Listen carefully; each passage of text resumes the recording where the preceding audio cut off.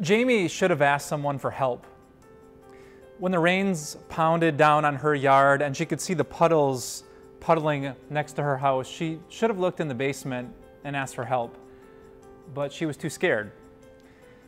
And when she could smell that musty odor coming from her storage room where all the cardboard boxes were stacked, she should have opened the door and investigated and asked someone to help, but she was too scared.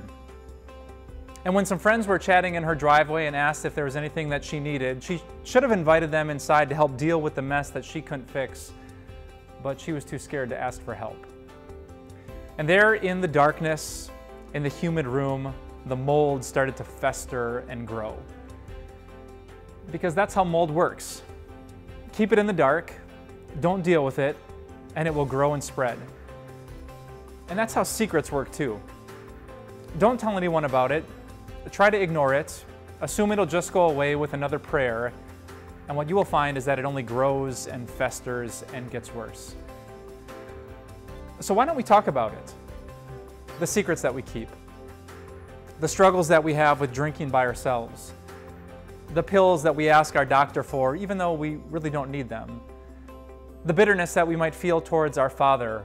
Our inability to forgive someone from our past. The control we always need to have in every conversation. Getting the last word, turning to pornography, whatever the struggle is, why don't we tell people? Because it's taboo. Because there are some things you just don't want to deal with. Some things we just don't talk about in polite company. But listen, whenever we keep it in the dark, you know what happens? It festers and it grows. And that's why God wants to save us from the secret. 3,000 years ago, the wisest man who ever lived, King Solomon, said this: "He who conceals his sins does not prosper, but whoever confesses and renounces them finds mercy." Let me read that to you again so you actually believe it.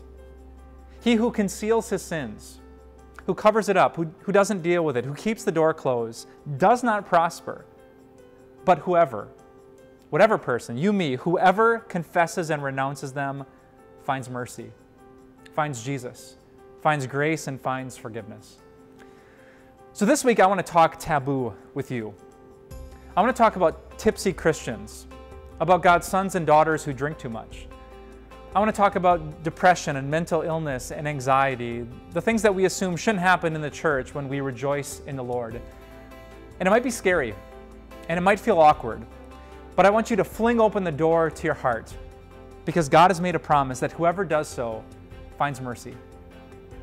There's parts of this week that might feel uncomfortable, but I guarantee whatever you say, whatever you admit, whatever you confess is nothing that Jesus doesn't know.